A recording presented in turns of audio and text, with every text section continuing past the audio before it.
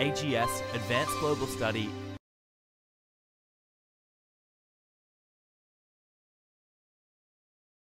You mainly compare them to sponsored visas, where you get sponsored by a company or a business. Okay, skilled visas are generally more cost effective than sponsored visas. There's more places available, okay, and there are more direct permanent places available. Okay, now to show that, I brought this new, these stats. So these are the places for the whole migration program. It's everything, like you know, family visas and your partners and parents and skilled. Okay, so if you look at 2018 to 2019, there were 48,000 places available for sponsored visas, and now 2019 to 20, it's gone down to 30,000. Okay, and if you look at state and territory and regional sponsored, which are the types of visas we're looking at today, it's 28,000. Okay, and then now this has now been split into two categories, which is state and territory nominated and the regional category. So it's the same thing. It's just they've split it into two, and you've got 24,000 and 25,000. Okay, that's 50,000. So it's gone from 28,850 to 50,000. Okay, now this state territory nominated one is the 190 visa. Okay, so that is the permanent 190 visa. Okay, and then this regional category, this is the new 491 visa. Okay, and a little bit of 494, but you know, it's so it just shows you that they've actually allocated a lot more places to skilled visas and sponsorship visas. Okay, and these are permanent places. Okay, you're not going to get that much from permanent sponsorship. No way. Okay. So the other benefit of the skilled visa is it doesn't require employer sponsorship. Okay, it's pretty hard to get a company to agree to, you know, accept all the responsibility, do all the paperwork, pay all the fees to sponsor you. Okay, and then once you're on that sponsor, you need to stay with that sponsor for at least 3 years, where you don't need to do that with the skilled visa. Once you're on a skilled visa, you can change occupation, you can change employers, you can change occupations, so you can move from one field to another. Okay, and in some areas you can even change areas.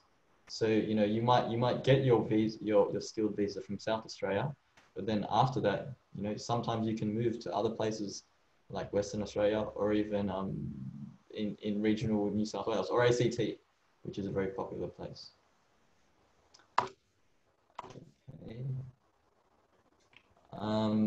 So skilled visas, generally how they work is, okay, so I'm going to discuss a few different skilled visas, but generally they're all points based. Okay, so you get points for things like your age, your experience, your qualifications, whether you studied in Australia, how good your English is, things like that. Okay, so here is a table of all the points you can get. Okay, I'm not going to go through it in detail, but you know, that's how you get points. Okay, and then there's another two things which I couldn't fit in, is if you're single, you get 10 points now. Okay, and if you've got a partner, you got to try to get points in other ways. Okay, now regional skilled visas are tailored to state and regional needs. Okay, so in terms of the occupations on their lists, the places available for those occupations, work and residency requirements, how long you need to work and live there before you get offered a place. It's all different in you know, all the different 6 states and 2 territories. Now each state and territory has a 190 and a 491 program. Okay, so there's different requirements for each visa.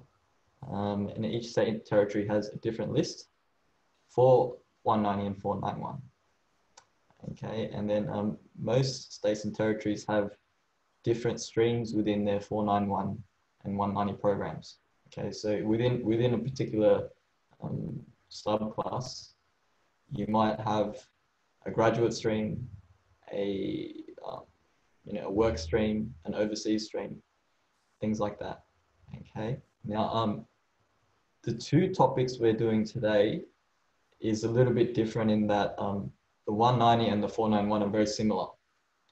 Okay, these are the only two states like that. All the other states, they're completely different. 490, 190 and 491. Okay, so I'm going to be doing these slides a bit different today.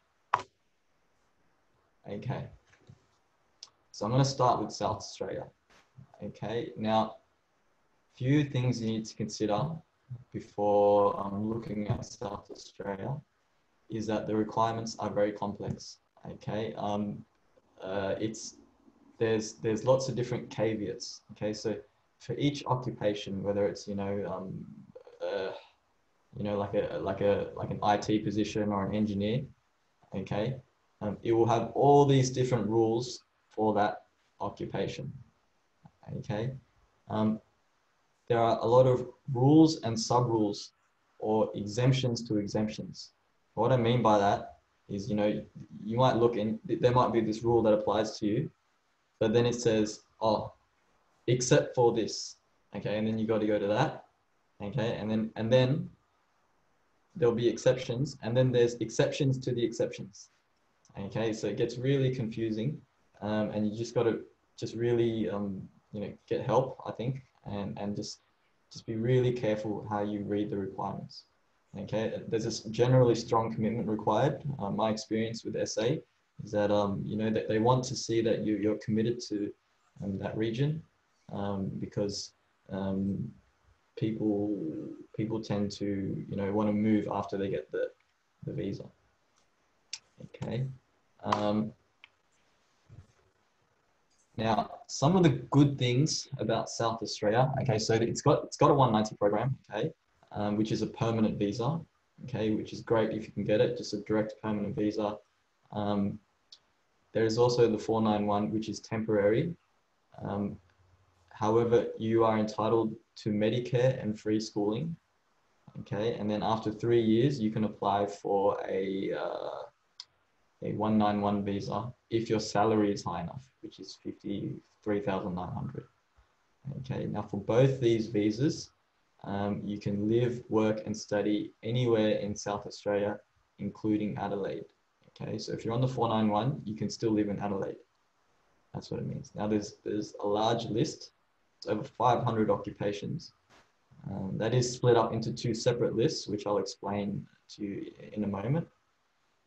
Okay, you've got chain migration available. So if you've got a close family member who's an Australian and living in South Australia, for 2 years, then you have certain waivers there. Okay, there is exemptions for South Australian graduates. Okay, so people who studied at South Australia, there's actually a lot of exemptions. Okay, there are also exemptions for people who work in South Australia, usually for a year. If you work there for a year, you get all these waivers. Okay, there are some additional waivers for regional South Australia. So they actually classify, there are like, if you're working and living in regional South Australia, you get additional waivers, okay, which is a bit different to how the other states do it. And there's an ability to work in a different occupation. Okay, so some cases you can, study and get your skills assessment in one thing, okay, and then you can work in a different occupation and use that to meet your work experience requirement. Okay, now the other thing is livability. Okay, South Australia is a very livable city, according to a lot of surveys and stuff. So, and I've got this small little extract here from the Global Livability Index. Okay, Adelaide is the 10th most livable city in the world, which is very good. Okay, there's all these different indexes. I think Adelaide ranks 5th in another one. Okay, and Australia has 3 cities in the top 10. Like that's pretty much the best in the world, if you think about it. Okay.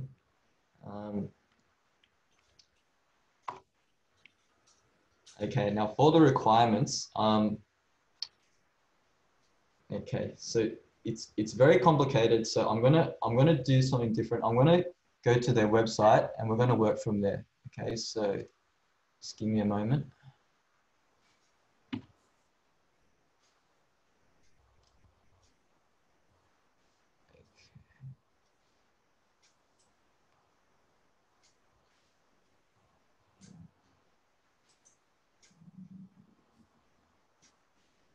Okay, so can you guys see can you see the South Australian website? Yes, yes, we see. Okay. All right, so this is where we start. Okay, so these are the general requirements that apply to everybody. Okay, now once you understand these, then you move to the waivers. Okay, so you got the commitment. Okay. So there's all these rules about commitment and stuff. Yeah, you can read these ones aren't that complicated. Okay, basically they want you to sort of live there and work there and study, you know, and sometimes stay there for a certain amount of time to show that you're committed to South Australia. Okay, age is 45, straightforward. Okay, so in terms of your occupation, you need to choose something from the South Australian list. Okay, so this is the South Australian list. Okay, there's a state nominated occupations list. So this is the general list. Okay, these are the things that are high in demand in South Australia, and you know, everybody has access to them. Okay, now this is the supplementary skills list. Now this is only available if you meet certain requirements. Okay, and those requirements are here. Supplementary skills. Yeah, I'm already lost. There's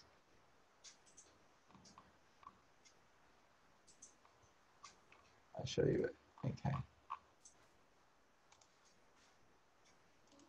These are the supplementary skilled requirements. Okay, so you need to be a graduate of South Australia or worked in a skilled occupation for the last 12 months, have a family member, close family member living there for 2 years, like I said, the chain migration, or have high points. That's 95 points, which is very difficult.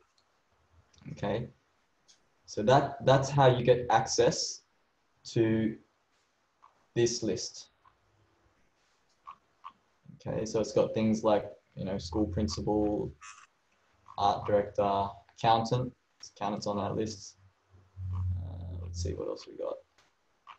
Actuary, economist, yeah, things like that. Okay, you guys can look at that yourself.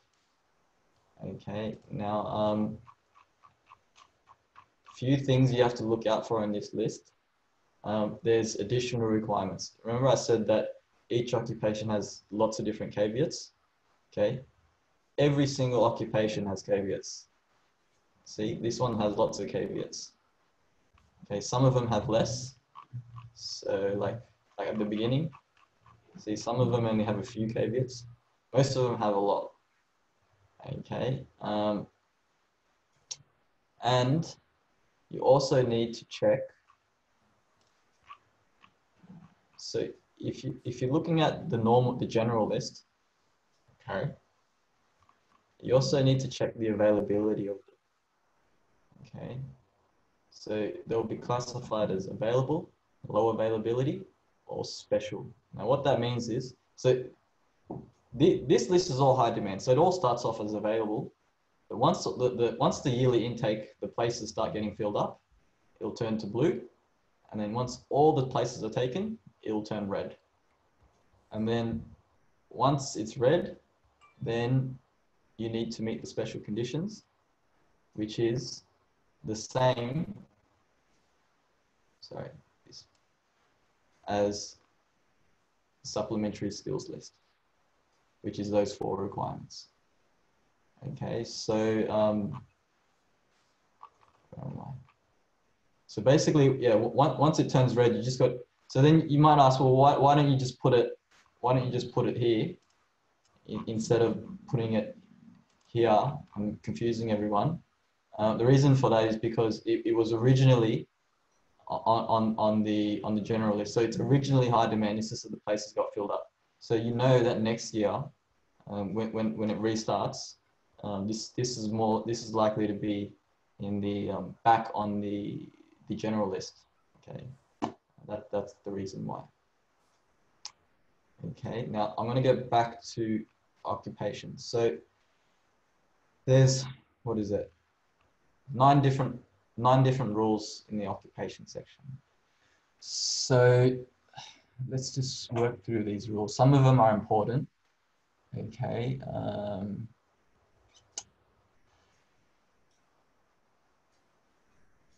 Okay, 3.4 is important. Okay, so some occupations are listed as 491 only. Okay. Okay, but some are listed as 491 and 190. But 491 only, but 190 offered under specific circumstances only. Okay. So if you look back at the list, see how some of them says 491 only. These are, you cannot get 190. Okay. Some of them will say 491 only and 190 offered in special circumstances. Okay. And some of them will just be silent, which just means, you know, what 491 and 190. Now the special circumstance is you need to work in your occupation for 12 months in South Australia. Okay, so if you've got that, you can work, you have access to those 190 occupations. Okay, now what else is important? Okay, so that's the special conditions and supplementary list. I've already explained that. Okay, if you are applying.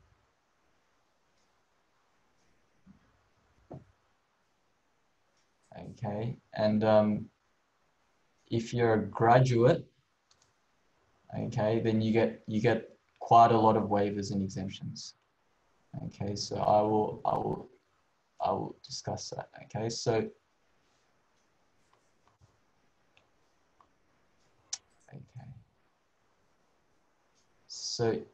if you are a graduate, then okay, so first we need to look at what is a graduate? What's the requirements of a graduate? Okay, so you need to study at least 46 weeks in South Australia. Okay, so that's good. It's not the 2 years like most states and most requirements. It's only 1 year required study in South Australia. Okay, if you took some of your studies outside South Australia, at least half of them must be in South Australia. Okay, so that's also pretty generous. Okay, so you could study a 1 year course, okay, and half of it is in Sydney and the other half is South Australia, and you would meet this requirement. But keep in mind, if you've done that, it's going to be hard to meet the other requirements because you've spent so little time in South Australia. Okay. Okay. After you graduate, you need to continue to live there and work there for 3 months. Okay. And there's a waiver for health professionals, but it's getting too complicated. Okay. So this one, there's 3 different ways to meet 9.1.5. So you can after you graduate, you can work for 3 months in a skilled occupation. Okay, so that's not That's not your skilled occupation, not what you studied in, it's just any skilled occupation. Okay, that's anything on South Australia's skills list. Okay, compared to, you know, the other one we just spoke about, which was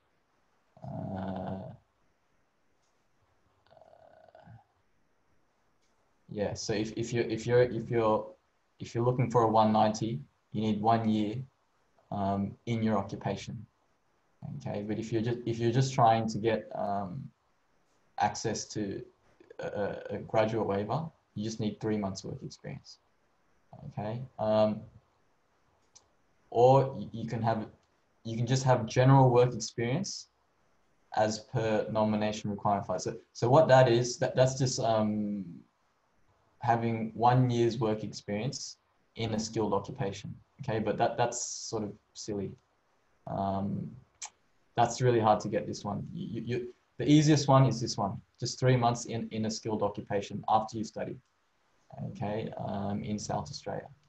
Okay, or you can meet the work experience waiver requirements listed at 9.4 below.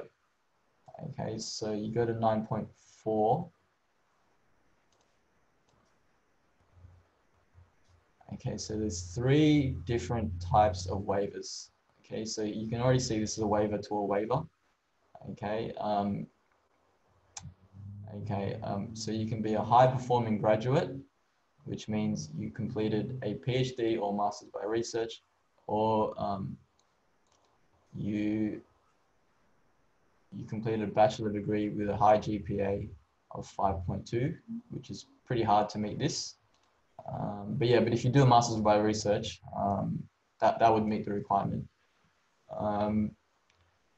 Or you can be a long-term resident of South Australia, okay, living there for 7 years. Okay, so if you live there for 7 years, you deserve it. But I'm guessing most of you don't want to do that. So that's pretty hard. And the other one is to have high English, which is proficient. Okay, so 7 English or 7.5 overall. Okay, now,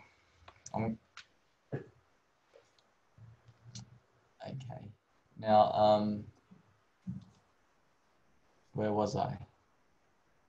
Okay, so that is what a graduate is. Okay, and that's how you access the graduate waivers. Okay, occupation.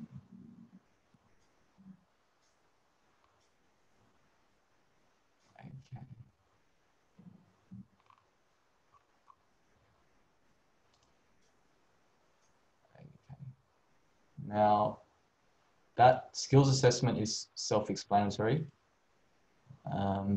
Work experience. Okay.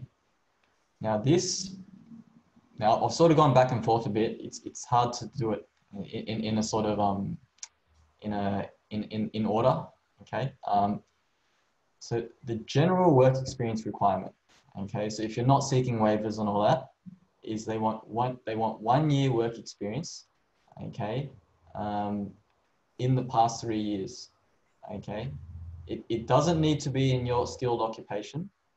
Okay, you just need 1 year of skilled work experience in the last 3 years. Okay, 20 hours per week. Okay, can be anywhere in South Australia, and yeah, it needs to be something on South Australia's list. Okay, there's 500 occupations. Okay. Now, where additional work experience is listed for your occupation, okay, example 3 years work experience, you need to demonstrate this, that you have this amount of work experience, okay, or certain exemptions apply if you are an international graduate of South Australia. Okay, so that's important.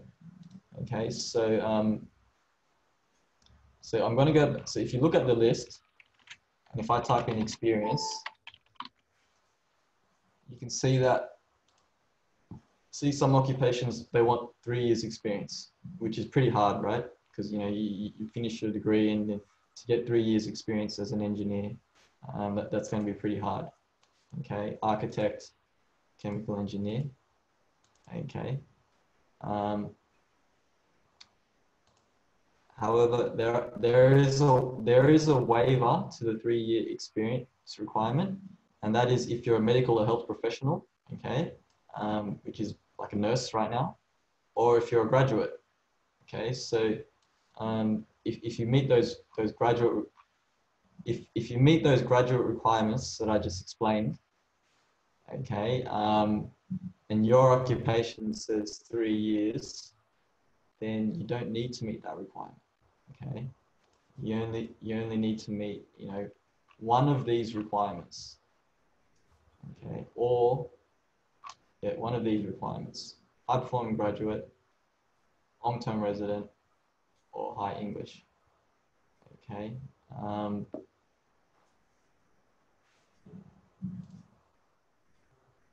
Okay, medical and health professionals, just nurses right now. Okay, I think that's because of COVID. They removed the 5-year work experience requirement. Okay, and so those are the general requirements, and then there's financial capacity. Okay, so depending on if you're inside Australia or outside Australia, and how many family members you got, you need to show different levels of funds to show that you can settle in South Australia. Okay, so just say you're onshore. If you're by yourself, $5,000 to $10,000. If you've got one family member, like a husband, okay, $10,000 to $15,000, and so on. Okay, so so let's actually look at some occupations and see, you know, what you need to meet. Okay, so I'm here with structural engineer. Okay, so it says you need 3 years work experience in the field. Okay, but you can waive that if you're a graduate of South Australia. All right. Not available for high points nomination. Okay, so yeah, you can't try get 95 points. Okay, sorry. See here now. See how this one's got it's red now. So that means you can only access it if you meet these criteria, one of these 4: high points, or if you got a family member, okay, worked in there for 12 months, or if you're a graduate. Okay, now it's said not available for high points migration, and not available for chain migration. Okay, so that means you can't meet that or that. Okay, you only can meet this or this.